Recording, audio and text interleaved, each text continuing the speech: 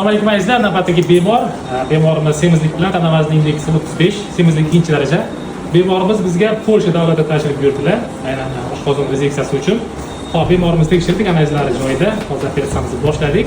Demak, mana ko'rishlar mumkin. Laparoskopik diagnostikada oshqozon ichi to'liq yo'q. Jigarda yog'li gepatod hisobiga qaralgan, gepatopeniya. Hamda bemorimizda hali sekaniya amaliyoti bajarilgan. Qanaqa holatlarsiz? Demak, tarakarlar o'tgandan so'ng hozir operatsiyamizni boshlaymiz. Xo'p, azizlar, demak, operatsiyamizni birinchi bosqich tugadi. Mana ko'rishlar mumkin. Oshqozonni katta yuzini halisini tutdik. Shu to'liq yoqib ajratildi. Hozir mana shu model oshqozonni maxsus chanoqlarda yepish vositasini kesib rezeksiya amalga oshiramiz. Keyingi bosqichda shu sohani vikillardan chiqaramiz. Davom etinglar.